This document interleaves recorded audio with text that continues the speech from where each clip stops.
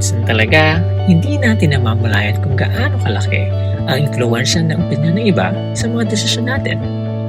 The way we act, the goals we chase, even the things we stop ourselves from doing. Lahat ng yan. Madalas, may halong takot sa kung ano ang sasabihin ng iba. Right? Pero tanong, hanggang kailan? Kailan natin masasabing ginagawa natin ang isang bagay dahil ito ang gusto natin?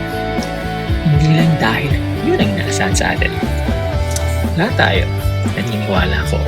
In some ways, tumaan sa point na pakiramdam natin parang hindi tayo sapat. We try to fit into certain roles pero at what cost?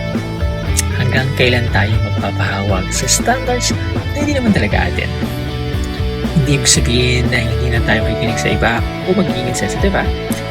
There's a big difference between living responsibly and living just to please everyone. Let's explore it together. This isn't about having all the answers. This is about starting a conversation. Oh, may notes ka. Yeah. Paano ko sabi mo walang ano? Hindi, ano lang, guide. Okay. Nakala ko iyakan na ano. I thought iyakan session to. Yung pala, ano, Hindi mo objective. Hindi. So before, iniisip ko lang kasi, I'm not sure kung ano yung iniisip ko before nung in-invite kita Oh, marami. for a podcast and video pa about this but kasi Kasi, I'm not really sure kung gusto mo yung idea to have like something like this na hindi. Actually, it's good to, I mean, I think we're already at the ito ba yung English? stage. Ito naman ako. I think we're already sa age natin that we have more conversations on like not yung mga like inuman conversations. Hindi, more of ano na siya, we interject more on like your work, mga nabasa mo, the news, the politics, di ba? Before it was like sino ba yung chicks na ma-cute na hindi natin kailanman makukuha, parang Ikaw mo ng gano'n? I mean, I don't think na are you telling Kasi me ikaw, guwapins kasi. are you telling me that kausap mo sa mga friends mo pag inuman books? Hindi.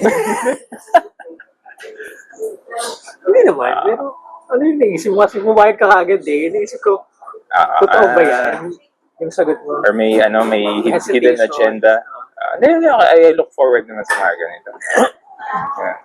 Yeah. Kasi hindi ako makarelate dun sa mga chicks eh. Kasi hindi naman, di ba torpe nga tayo? Ano kaya nung college? Habulin? Ako? Hindi, wala.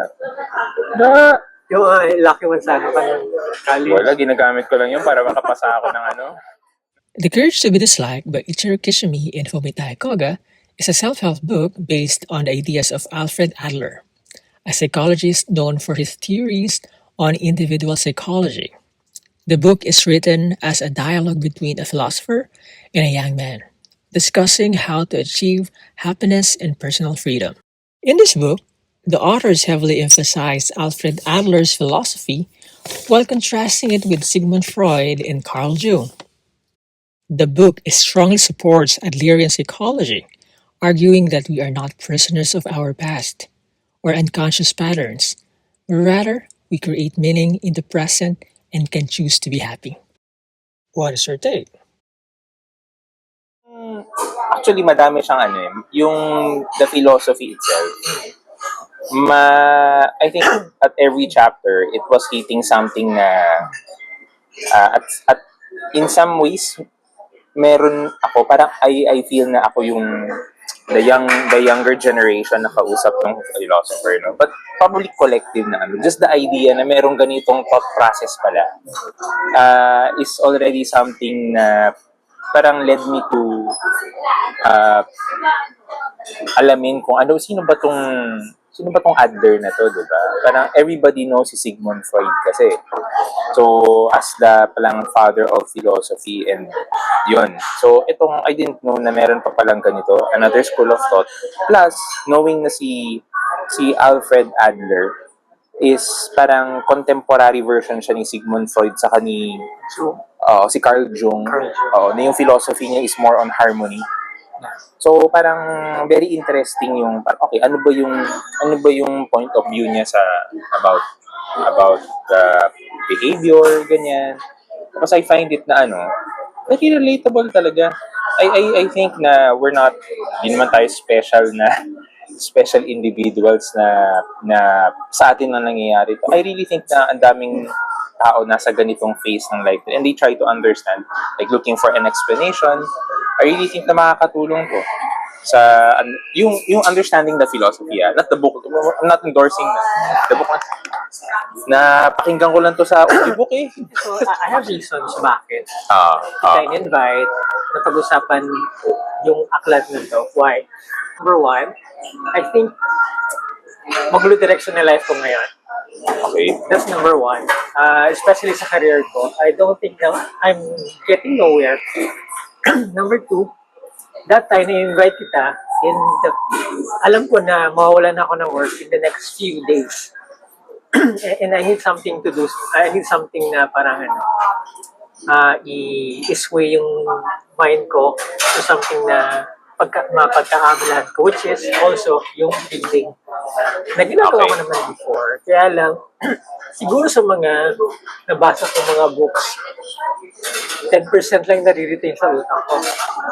But, may effect pag di-discuss mo with someone kasi may impact and may something na nasi-share yung kausap mo with regards to what the book is all about.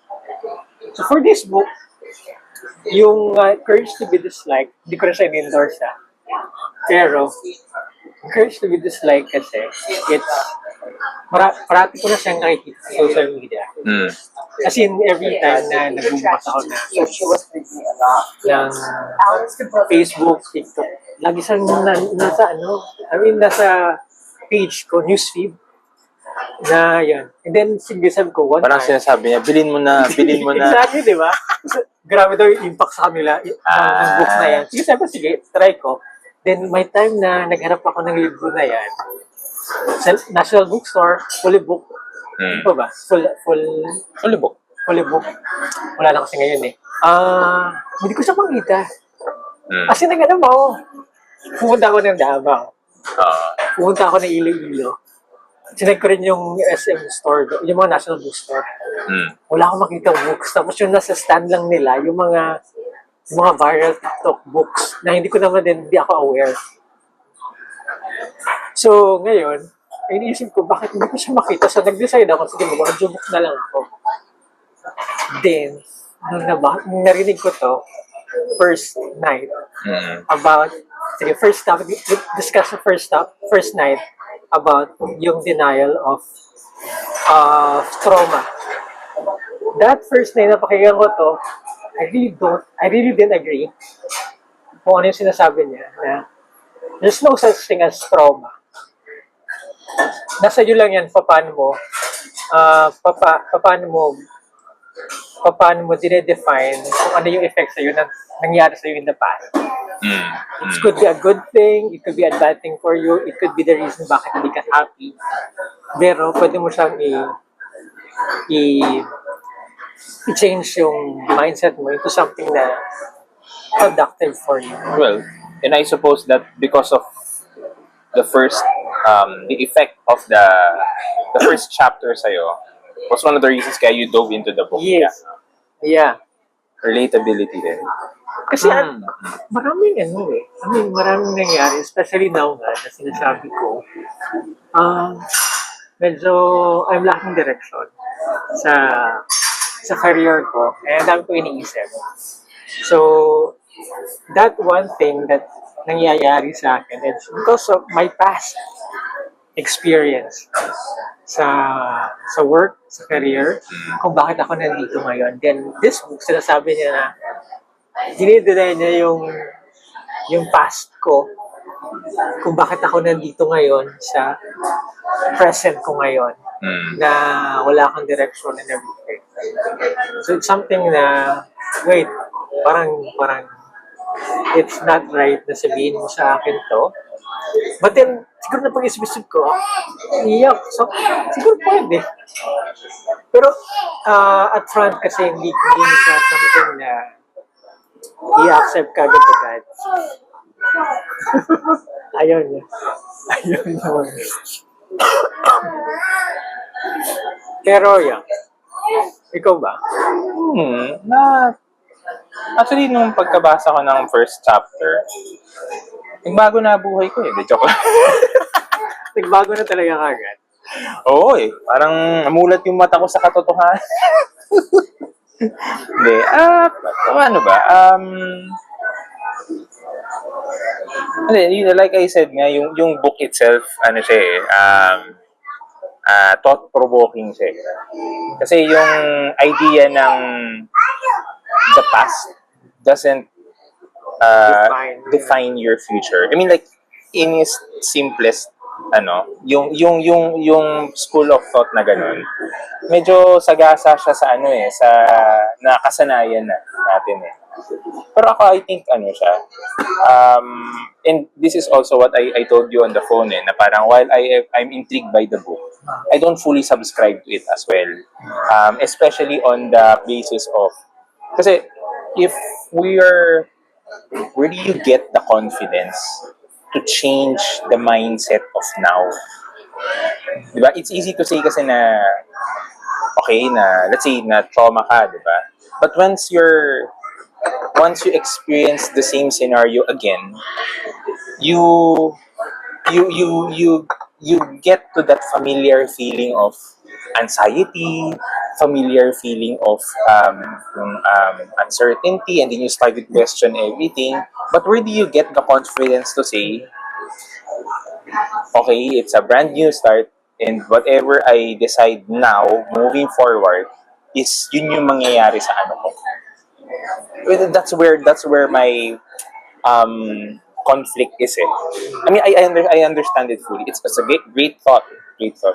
But how do you detach from your past behavior to be able to move forward to that? I know, I'm not sure if you're getting what I'm saying. So that's where my conflict is. But to your question, in terms of how the book or the book or the lesson taught in the book kind of impacted, I suppose, yung the concept of trauma and everything. It's a very positive, optimistic message. And the fact, Optimistic message for you. kasi wala namang good trauma, di ba? But in what way? So, Maybe you can give example na nangyari sa life. well, kasi yung the author also said something sa book na yung life is about, it's not isang one straight line. It's a series of short, sprints, parang ganun. So Moments. yeah, exactly, moments. So that was a very powerful concept kasi most people think that, I get into a goal, I have a goal, and then I go straight sa goal na yan, and then anything that stands in my way is a distraction, and then the moment I fail, sobrang layo. And the lesson of moments was a very refreshing thought kasi you only have a certain period that you have to chase it. If hindi mo siya if you don't succeed, then pili ka bagong but you're moving forward, pero short sprints lang siya, which is good, I think. Ito yung sinasabi ko sa book na yung Adlerian psychology, yung binanggit nga dun sa book, yung book is based on challenges the idea that our past experiences, especially trauma, determine who we are. Yun yung kay Adlerian. Kay Adler. Ito yung kay Freud na sinasabi na I think most of us naniniwala to believe that past experiences create inevitable outcome, which others argue that we actively give meaning to our experiences and decide our own future. Kung si Freud, sinasabi niya na yung experiences natin, siya yung nagde-determine kung ano tayo ngayon. Mm. Kung masama, kung bad yung naging experience natin before, that's the reason why we're not happy today in the present. But then, sinasabi naman ni Adler na yung experience niya before doesn't matter kung ano nangyari sa kanya. Ako yung magde-decide kung ano yung gagawin ko today. I could be happy, I could be sad, pero it's up to me kung ano yung magiging decision ko to move forward in the present. So there's two different things. Naalala mo yung sa teleology mo yan? Na sa teleology. Teleology. Teleology, yung ba yan? No? Yeah. Kay Freud rin. So we are self-defined kung ano yung Past. yung gagawin natin today that will affect yung mga decisions natin. Whereas yung kay Freud, yung past mo, yung nag-determine kung bakit yan na ngayon. Kunyari ako, siguro dahil sa past ko, yung mga negative na mga experience ko with my work, with my colleagues and everything. Kaya ako, sad ako ngayon. Or depressed ako ngayon. Example lang.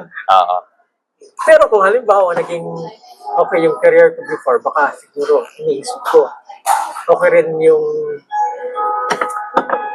yung life ko today with regards to my career. But then, naisip ko nga, yung trauma or yung experience ko in the past, it's more of Freud sa akin yung naging result ng sa mga decision making ko na nakadepend kung ano nangyari sa akin in the past. And ang hirap, siguro, it's because of my personality na rin. I'm more of emotional person. And most of the time, naging turbulent yung pagiging emotional ko with regards to handling things. Maybe you're more in touch with your emotions compared to the norm man rational Siguro, thinking. You're more in touch. You're able to access it more compared with Yeah, probably good. yeah. So yung mga decisions is based on my emotions. Siguro. And not more of being objective kung ano yung nangyari. Kung paano mo siya gagamitin para maging better yung mga decisions mo.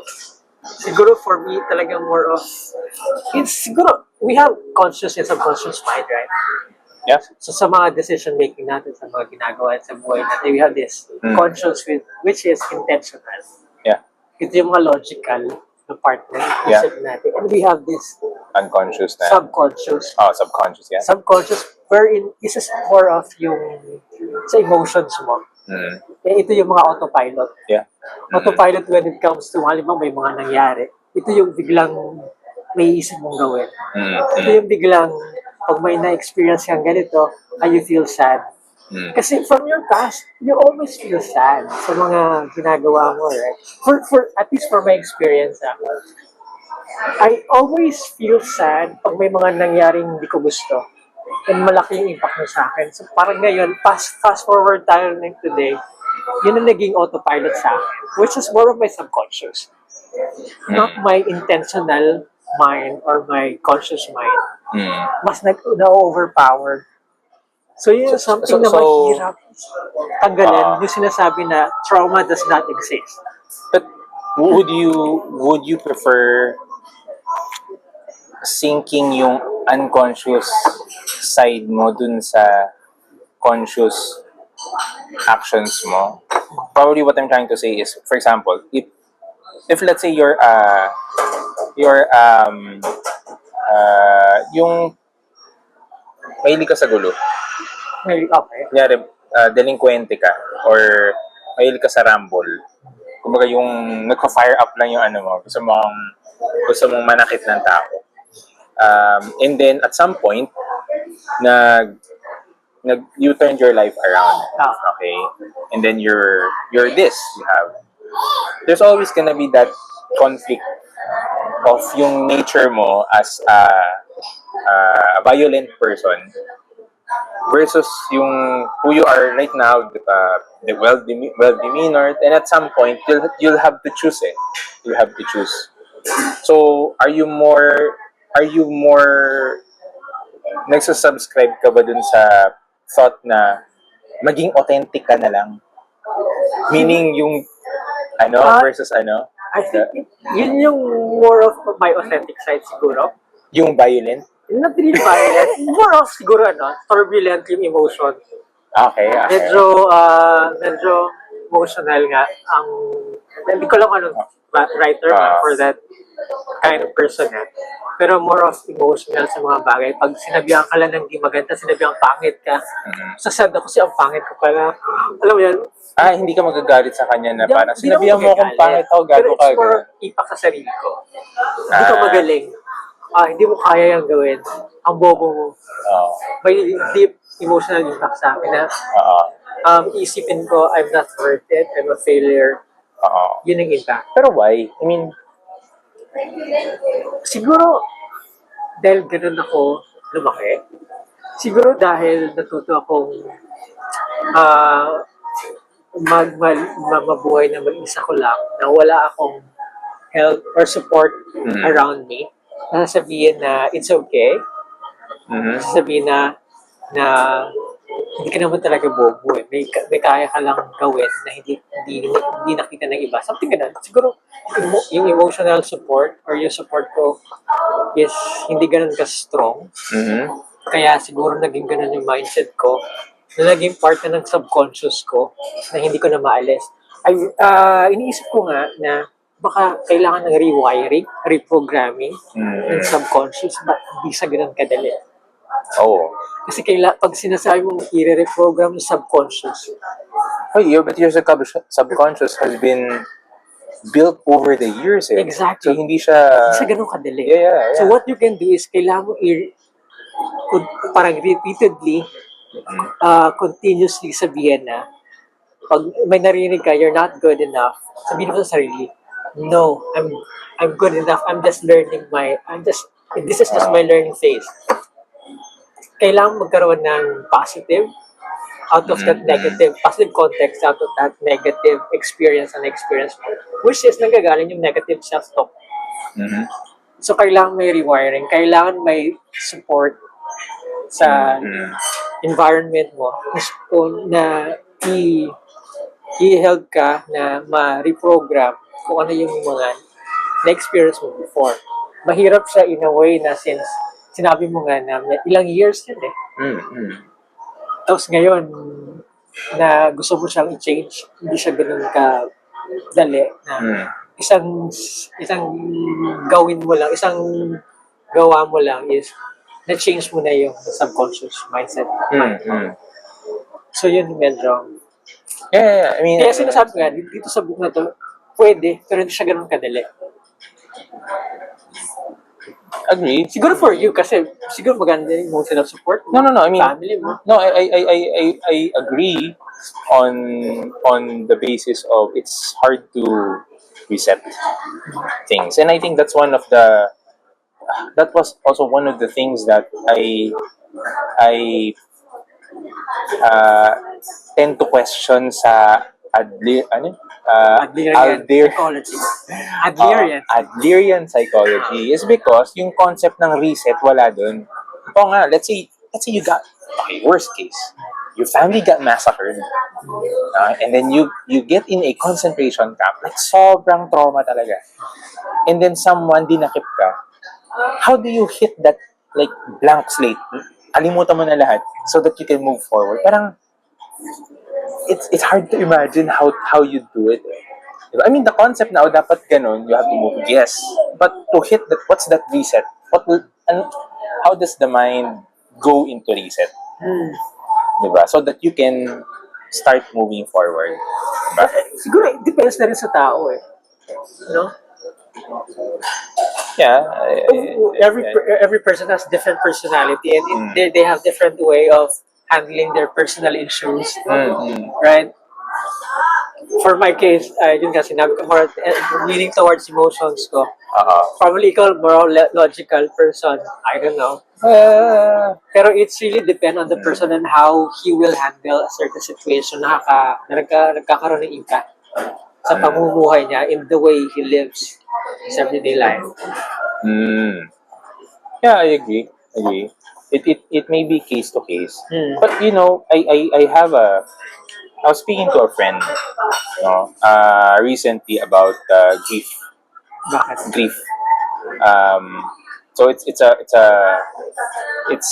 according to her, grief is something that no one can escape from, no, and it's going to haunt you. So like grief na namatay loved one mo, nawalan ka ng trabaho, something that you are emotionally attached na biglang mawawala doon. Like for example, and this is an example, kunyari marathon runner ka or champion runner ka, tapos nagka-ankle injury ka, hindi ka na makakatakbo ulit. Grief. Ganun. Something na, sa'yo. So she told me na, kasi I asked her, ano ba yung end state ng grief na yan? Kasi people try to justify it, put yung 5 stages of grief, mga ganun, di ba? Just try to rationalize things. Sabi niya, yung sa kanya, ang grief niya, namatay yung husband niya. Totoo nangyari yan? Oo, totoo. Okay. And she has been grieving for 20 years. 20 years? Ilang taon na siya ngayon? May edad na. 50 plus. Okay. 20 years. Namatay yan. Sabi ko, parang ano yun? Umiiyak ka? Sabi niya pag naaalala niya daw. So you have to understand, sabi niya, grief is not something that goes away easily, endure it, iba-ibang tao, iba-ibang pacing. Pero the end state of grief is for you to experience it again. So, wala talaga siyang ending. But, you just have to accept na it's gonna be part of your journey moving forward sa life. So, parang, okay, sana, where does the peace come in? Kasi syempre, when you're grieving, it's hard. It's hard to move. You always wanna go into it. Sabi niya, the gift of God in that scenario is, for her, is letting you forget it for a certain period. So that you can live life, and then when grief catches you, you take it head on, huwag mo siyang takasan, and then you go through life again. That's how she plays it. Ikaw, meron ka bang personal narrative na gusto mong baguhin? Meron ka bang trauma na nangyari in the past na naka-impact kung ano ka ngayon? Oh, madami. Si Glenn. Joke lang. I mean, Si Glenn How would you want Montañez to na nasa change it? Australia na ngayon. how would you change it kung meron man? I suppose bad trauma, no? Ganun. Mga good trauma ba yung may good ba na trauma? First, puros mag-good yung experience mo before. No. Probably for some people, if they look at it, it's good. But for me, it's not. Parang... Pero hindi, yung mga na-experience mo na naka-impact sa'yo ngayon, in the present. I think more on... Wala kaya ata trauma eh. Hindi, meron. It's more often than not like someone failing me. A person, like I felt, betrayed. Like you put full trust dun sa person, and then this guy like screws you over. Ano ginawa mo? Ano nangyari? When the guy screwed me over. Nagalit ka sa kanya, kinalimutan mo siya. Hindi naman. Hindi mo sa pinarend. Well, that happened. Siya? It was more of like, why did I let myself be fooled by this guy? Parang ganon. Kasi the idea of trusting someone, more often than not, we open ourselves sa kanila. And I think as you grow older, you get to realize that huwag mong gawin yun. You have to reserve yourself. Kasi not everybody has good intentions, right? So, medyo healthy yun. Healthy yung hindi mo pino-pour out. So, Pero would you change anything from your past? Kasi feeling mo nagkaroon ng negative effects nun ngayon? Wala. Well, I won't change it, but it was a bad experience. Kasi like, you trusted the person and then betrayed you. Kasi betrayed naman is more of like nilaglag or inasahan mo na nandun siya and then wala siya. Ganun. So if that did not happen, then I wouldn't have the formation of trusting people. I mean, I should give them um, um, more stairs to climb before they reach that level of trust. You mentioned nga na, ano, yung mga other person. Mm. Kasi yung sa second night, bilang, check na second, second chapter. Second night kasi sinasabi na all human problem, result from the interpersonal relationship. Right. So, ibig sabihin, may other person, Mm. hindi mo lang, parang nabanggit niya na ano, parang nabanggit yung idea na no man is an island. Laging may ibang tao sa paligid mo na makaka-impact sa'yo. And that's the cost. Mm. Or probably yung nagkakaroon tayo ng reason para magkaroon ng problem. Mm. Yung interpersonal relationship natin with other people. Yeah, I agree. Yeah, right? Yeah. So kasi gusto mo na, lagi, siguro sa sarili ko, for example, I compare myself sa iba. Mas magaling siya, mas matalino siya. Mm. O kaya siguro mas mayaman siya, gano'n. So lagi comparison with other people, with other person na sa circle mo or sa community mo. Mm. Yeah, I totally agree. But I think the question there is, is that good? Meaning, knowing na ang problems natin is really the root is, in relation to another person. Una-una, I mean, I think the author did say that no one can escape it because by design, we're built to socialize it. So it's bound to happen. I mean, no one can really live alone. I mean, most people try to end up. When I was younger, naalala ko, You sinasabi did, ko sa sarili you did. ko, sinabi ko yun na, no man is an island. Hindi ako naniniwala doon. Dahil ako yung person that is, ang feeling ko, I am that person in that island. Sinabi ko Sana pala pinata mo yung pangalan mo. Ginawa mong no man. alam mo, sabi ko kasi Kasi no man hindi ko is an kailangan island. ng ibang tao para mabuhay. Parang dumating yung point, sa point ako na ganyan. Kasi that time siguro, medyo maliit ang tingin ko sa sarili ko. Alam mo yun, feeling ko hindi ako magaling. Feeling ko na hindi ko kailangan kayo para malaman ko yung worth ko. Dumating yan. Then I realized, matagal, hindi ko pala kaya na mag-isa lang ako. Kasi mas nade-depress ako pag mag-isa lang ako. Wala akong kausap, ganyan. Ano yun, dumating yung point na yun. Which is, kaya naniniwala naman ako, I believe yung sa sinabi ng book na it's more of your interpersonal relationship kasi that builds confidence, self-worth, dahil sa mga tao sa paligid mo. Sino ba magsasabi na ang galing-galing mo? Hindi naman, parang ang na sarili mo sabihin, magaling ka Marlon, magaling ka ganyan. Pero iba yung impact pag ibang tao yung nagsabi. So isn't that more of like you're seeking validation from? Probably seeking validation. So I mean, that also goes to the fact that if you're seeking validation, then you're opening up yourself for dislike. Yes.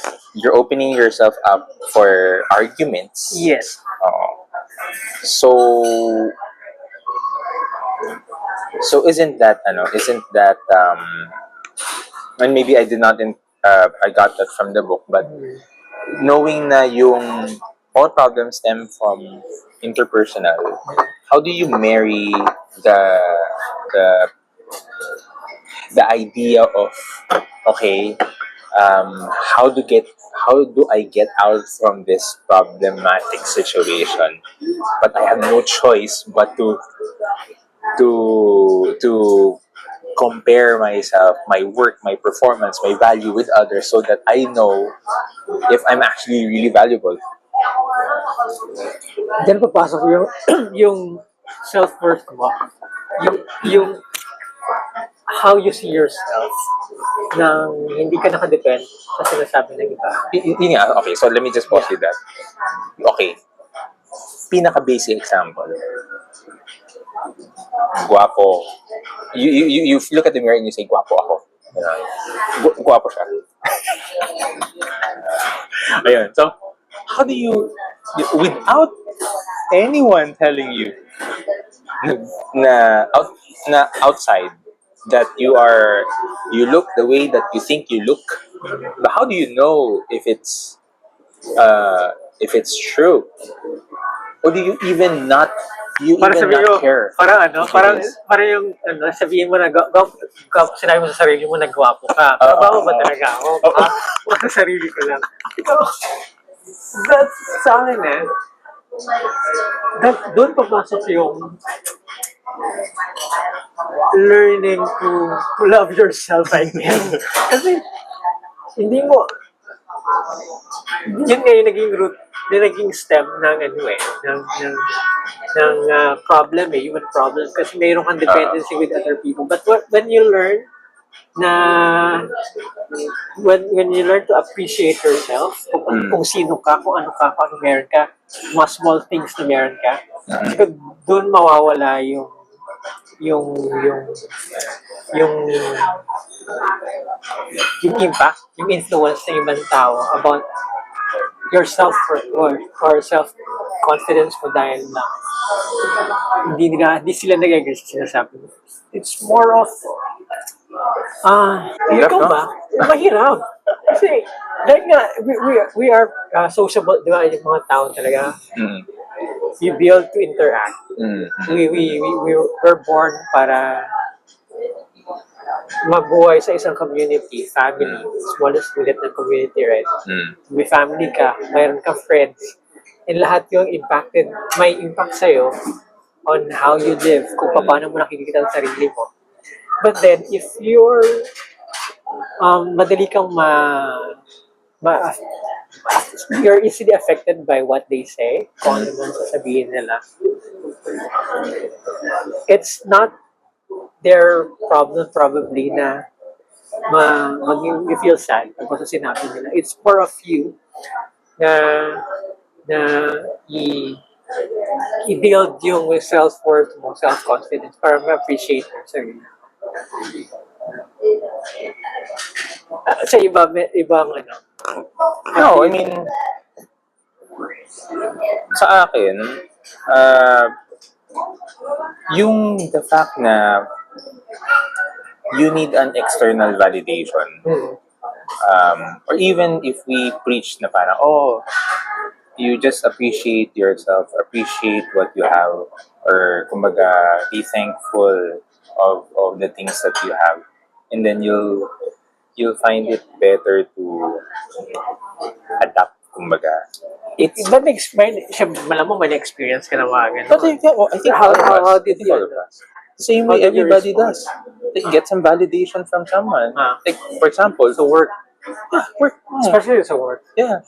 And I think it ties up dun sa ano rin in the book, in saying that everybody has a yearning to contribute, to be part of a bigger, Pero just if I circle back dun sa question mo na parang how do I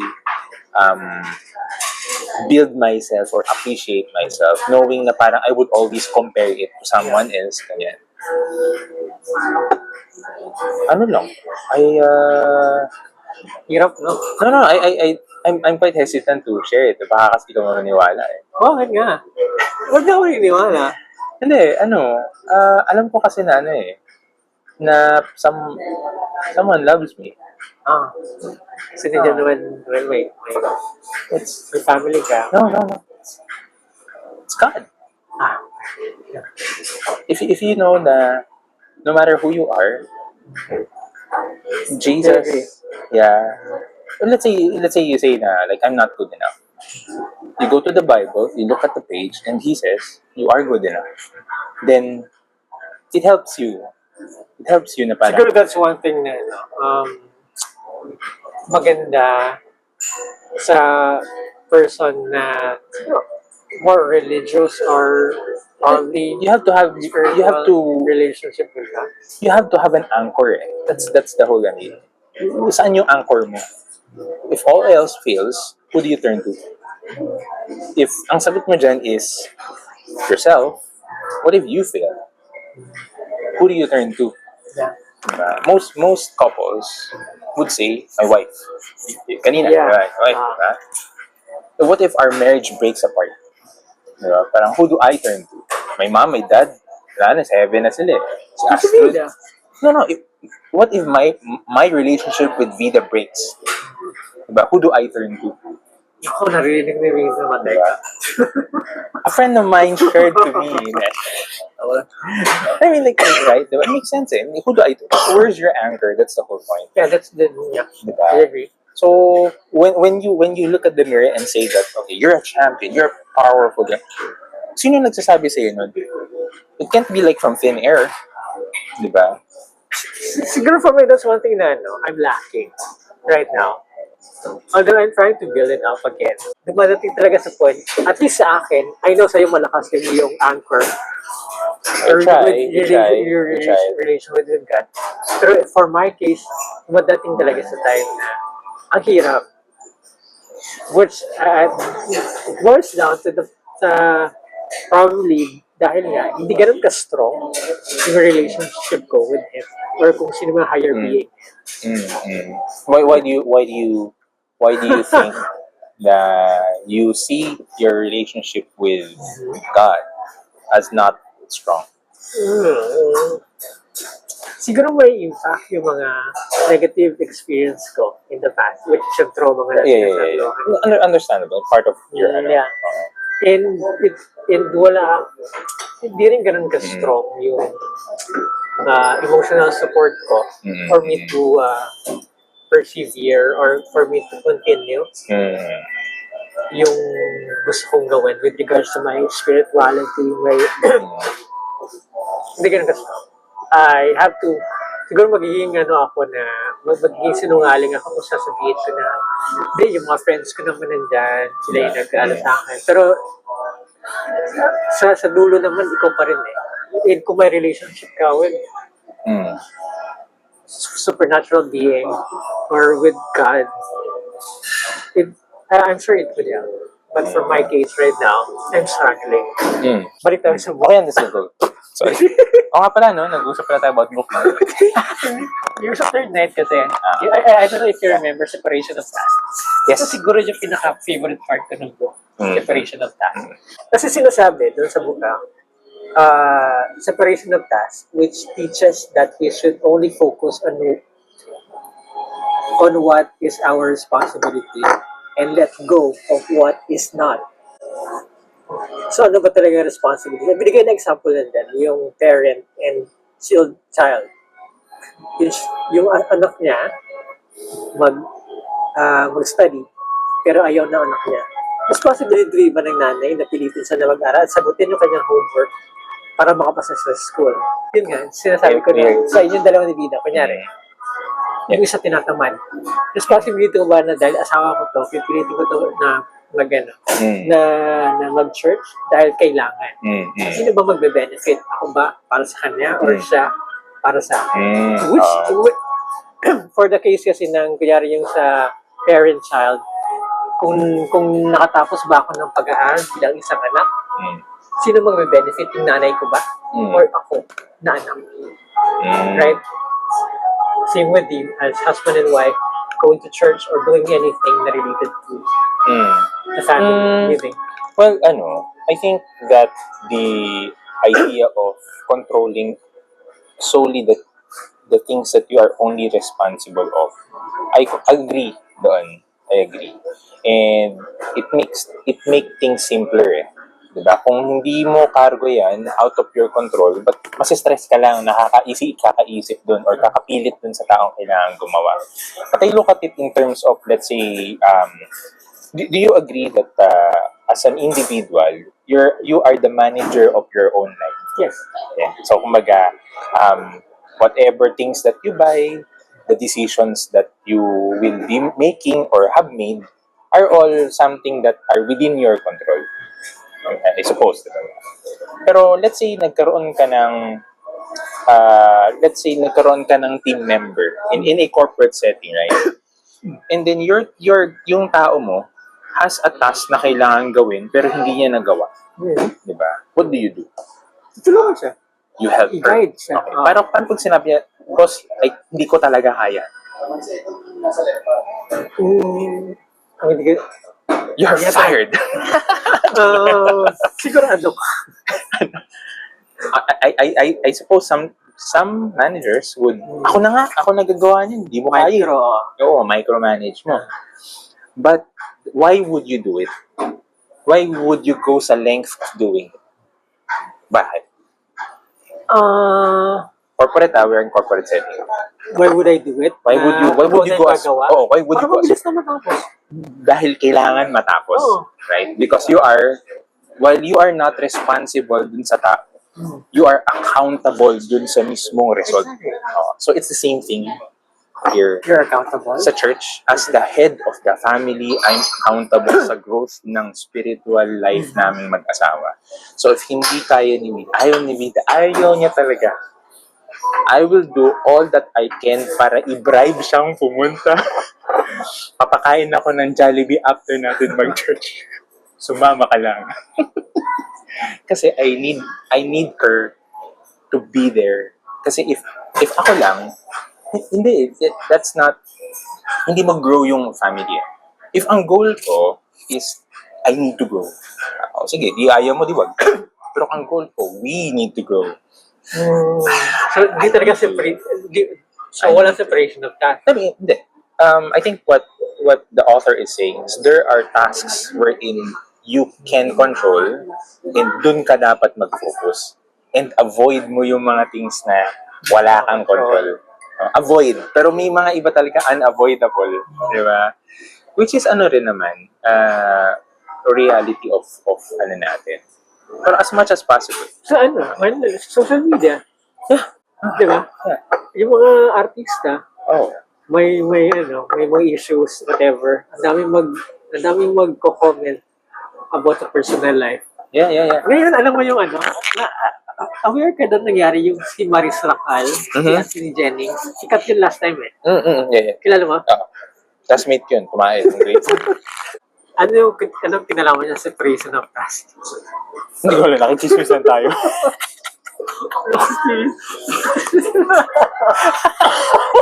Sabi na nga ba itong usapan na to? Chismisan lang to eh. Sabi ko, ano kaya laman? Malay ko sa kanila. Kasi nanonood lang ako ng pelikula nila. Pero hindi. Yung balik sa parent-child. Kasi, di ba yung mga parents, sabihin nila sa anak, ginagawa ko to dahil gusto ko, paglaki mo, ready ka for your future. Yun yung ginagawa na nanay sa kanya anak. Pero kayo yung responsibility na maging okay yung kanilang buhay in the future. Isn't it that, no? Yeah. Or so, yung parents to support. Tama ba? I'm not sure kung tama yung mga context I think parents supports their children para future ready. Pero yung responsibility, sinabi mo kayo na accountable. Accountable yung parents para maging responsible yung kanyang anak in the future. Proud naniniwala ko doon. Pero yung responsibility, kung sino yung gagawa, that's the responsibility of them.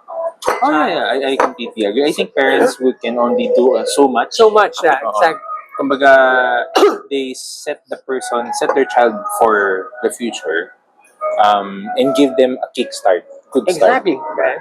Pero kung anak mo ayaw magawa ng homework. Pero I mean, that's a child. What does a child know? Yeah, so as a parent, ano gagawin? Well, I'll make a deal.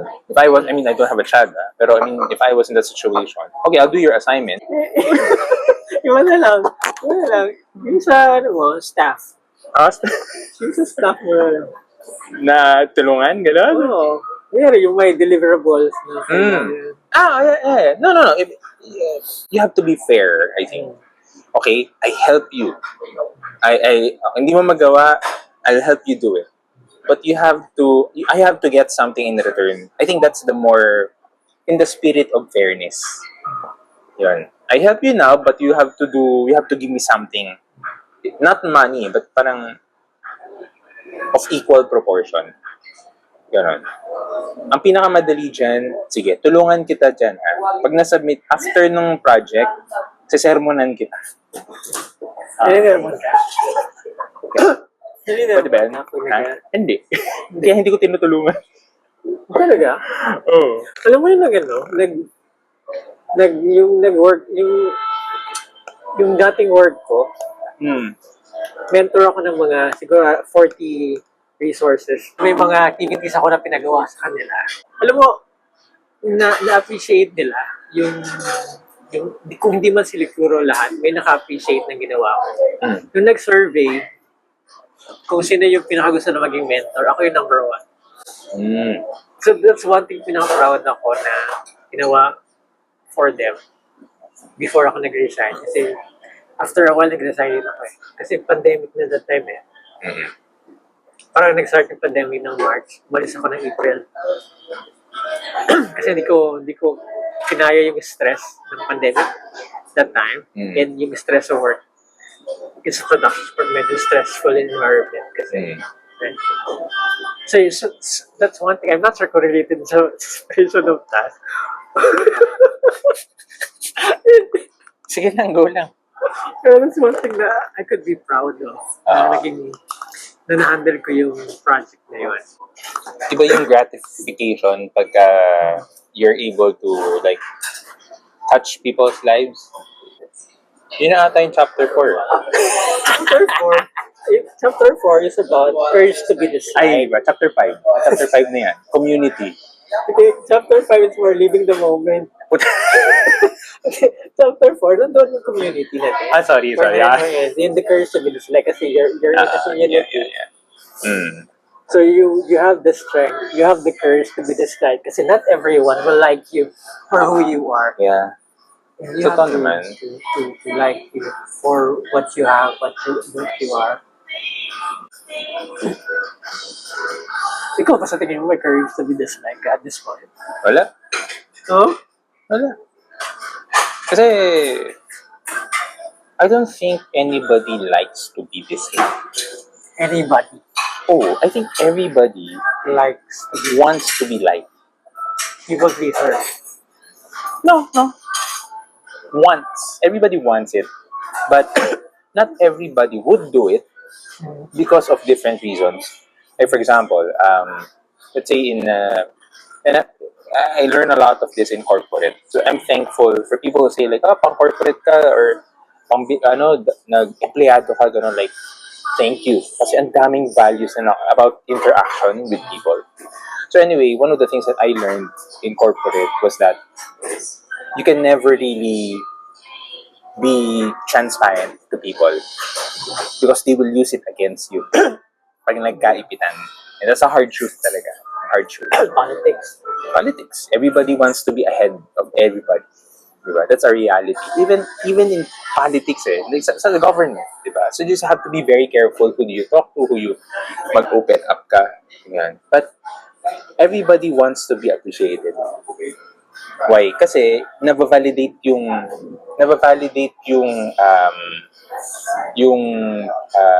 desire nila.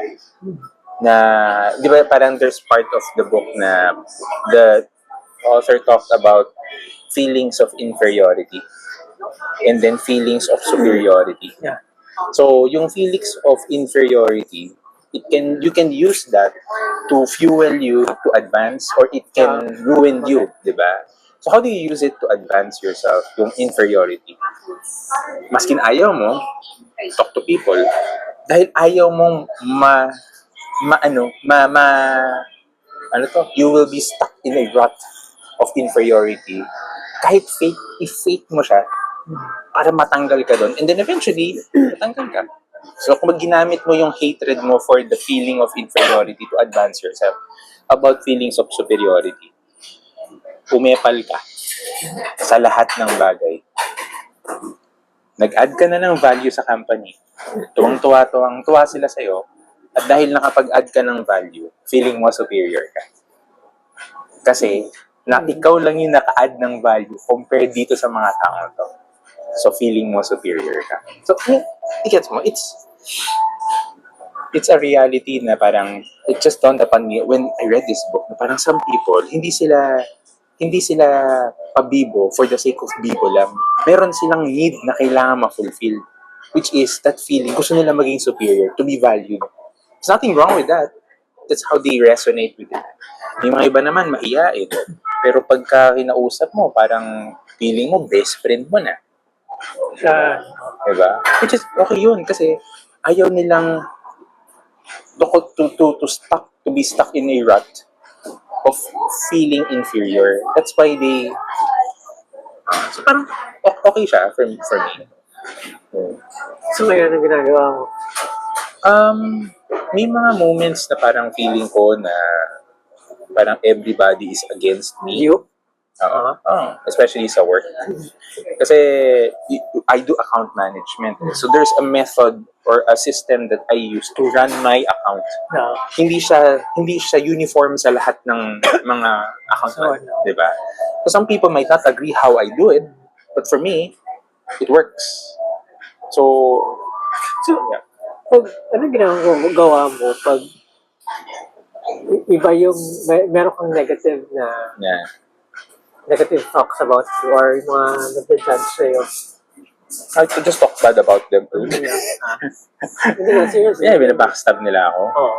Ano ginagawa mo? Backstab ko Normal sila. yan kasi, even I myself, minsan nagagawa ko sa chismis na, may chismis na ganito, ay oo nga, ganun kaya. Alam mo yan, pag nandoon ka sa grupo na yan, na nakikipag-chismisan, nakikipag-maritesan, may marinig ka, tapos na-experience mo rin siya, ay oo nga, ganyan nga siya. Kasi parang na-generalize na nila yung sino yung tao yun, without knowing that person well. Pero you have got the question why do you share it? Why do you think? Why they? Let's say ikaw, Yung isang, hindi ko kasi sinabi mo feeling of superiority kasi may binigay ako something na pag-uusapan and hindi. That's one. It's more of parang I can keep a secret. Alam mo yun? Share mo na nga eh. But something talaga. Pag feeling mo may kikiayon sa sinasabi. Exactly. That's the you want validation sa ano mo. Na experience mo or narinig mo. Exactly. Yeah. So parang feeling mo, pag may nagsabi, oo nga. Sabi niya, diba? So mag-oo na rin kayo. Yun yung result. May same thoughts. Magaling ako dyan. Kunyari may isang nagkikichismis. Ako yung tao sa likod. Oo nga. Pero, magaling pa dyan si Jackie Guguang ko. Ano yun? Si Jackie Guguang ko, yung kaibigan ni Mira. Yung magulo. Yung mabait. Oo. Magaling siya dyan. Kumatong sa chismis. Kaya nga eh. Kaya sarap kausap niyan si Jackie eh. Parang feeling mo, Hindi mo alam, binabagstab ka rin sa kabilang grupo. Hindi mo alam yung taong kausap mo ito na nag-agree sa'yo. Siya rin yung kausap sa kabilang grupo na siya rin yun na, oo nga. Ganun.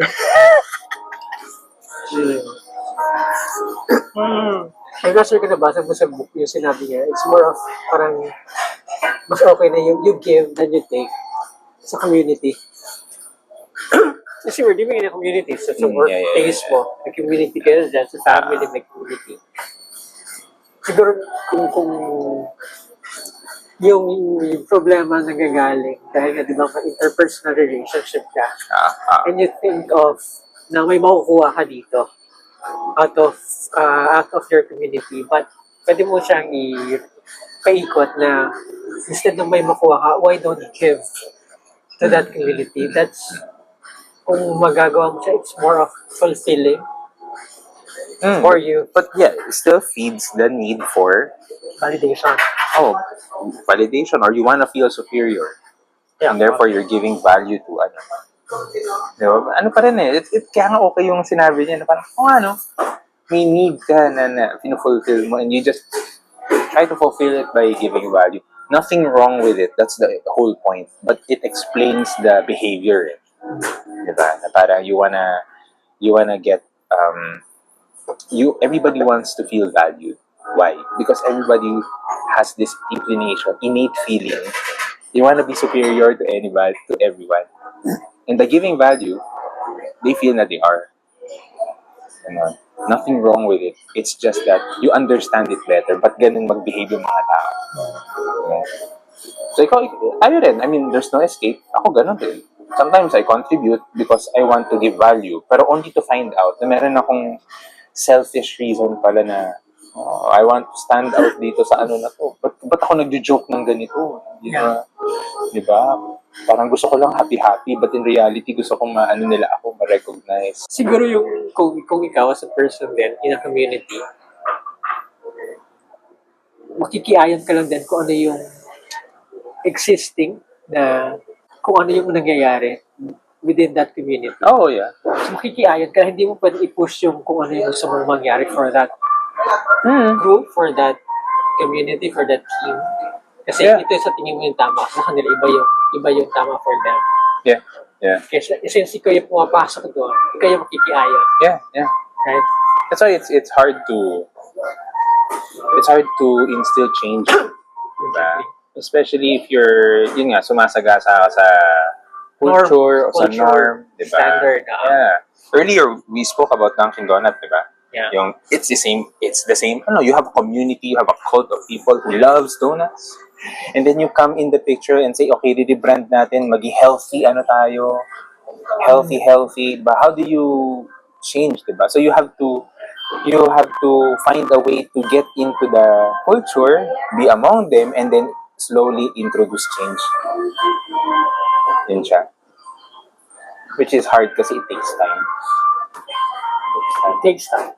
It takes perseverance siguro. Tsaka ano rin, yung patience kasi ano siya eh. It's a simple word pero ang heavy ng degree niya eh. Imagine, from your story, you come into the organization, you have all this knowledge, all of these standards coming from a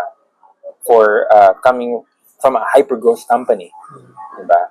And then you want this group to elevate yung performance nila by adapting those standards. And then this group tells you, loser kami. We can only do this eh. Huwag mo na kami pilitin. Parang, diba? Parang nakakainis na ano. But you have your boss telling you, hindi, you have to elevate them up.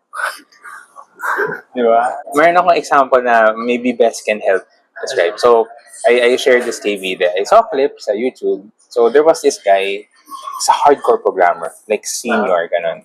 Meron siyang 4 people under him. Tinanggal niya lahat. Sabi niya, hindi niya kailangan ng tao. Oo, hindi niya kailangan ng tao. Tinanggal niya lahat? Tinanggal niya. Sabi niya, hindi niya kailangan ng tao. Kasi he is enough, sabi niya.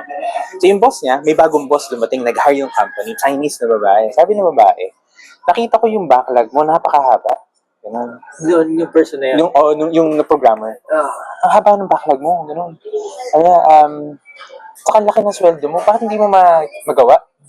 Sabi niya, kasi mas concerned ako na tama yung ginagawa ko kaysa marami akong ganun. Ganun lang talaga ako. It has to be correct, it has to be right. I think this company deserves that kind of job.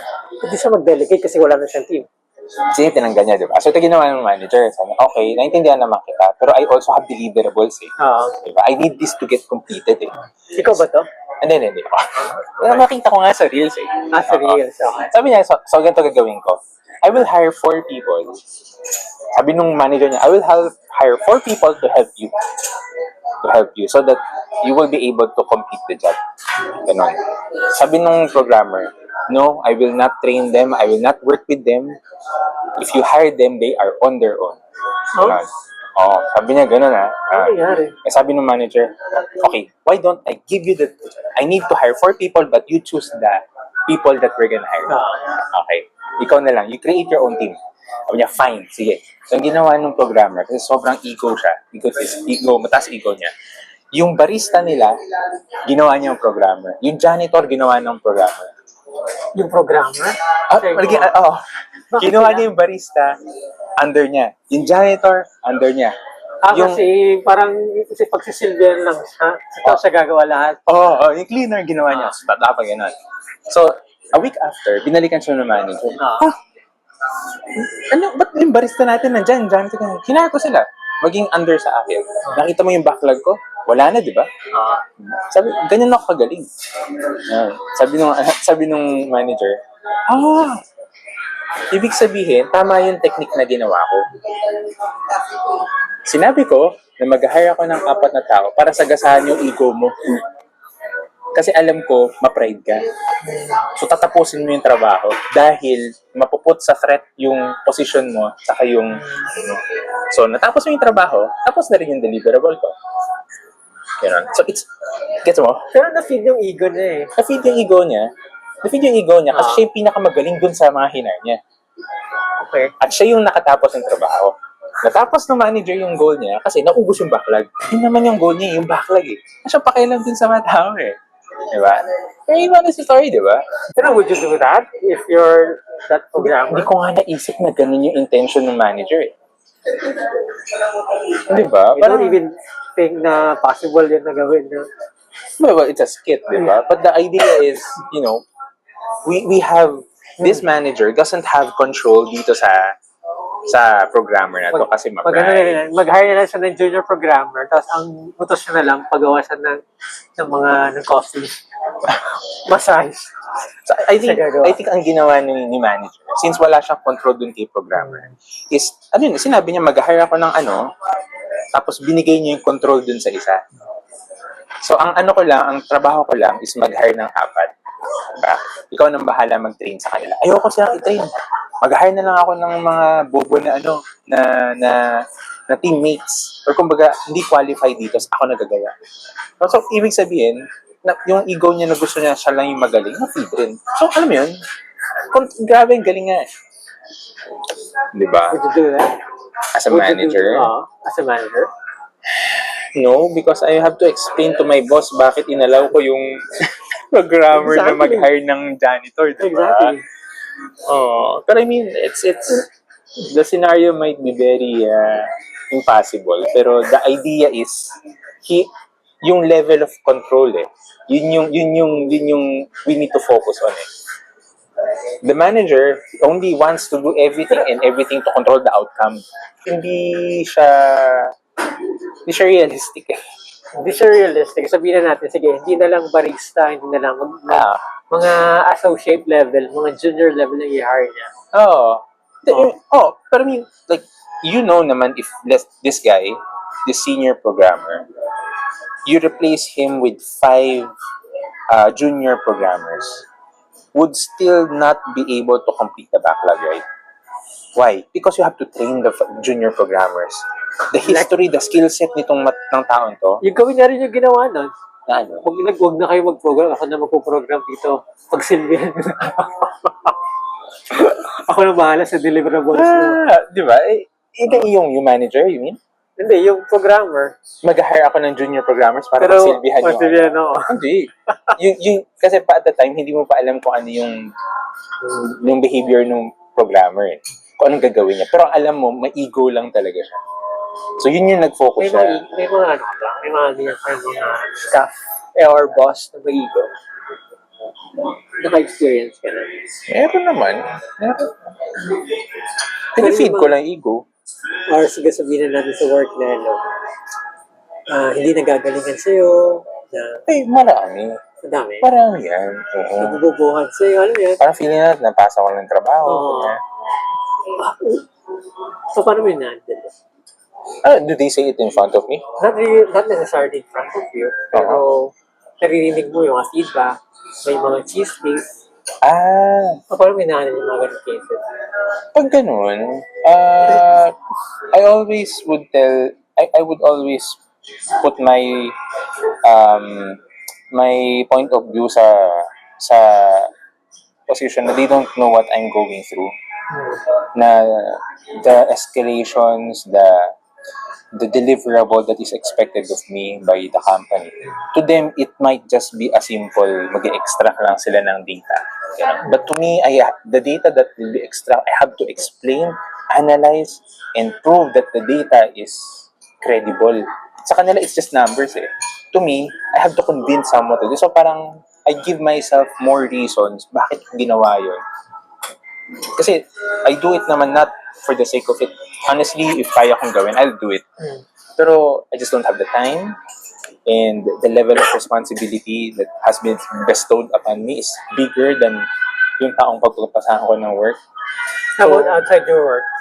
May mga ganong cases. Outside ng work, What do you mean? Like, Siguro sabihin na may mga naging chismis na ba about it na hindi ka nag-agree?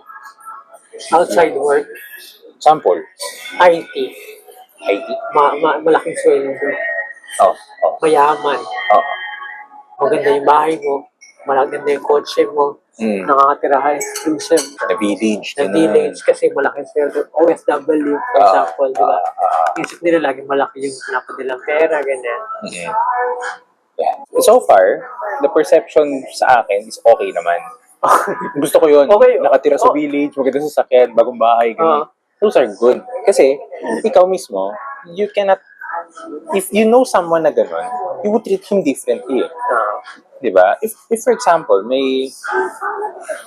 you found out na si Glenn pala ay like owner ng maraming kumpanya. Pag nakita natin siya dito, it's not gonna be this kind of like conversation. May level of ano tayo eh, parang.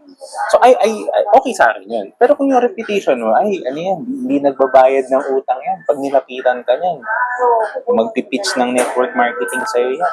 Exactly.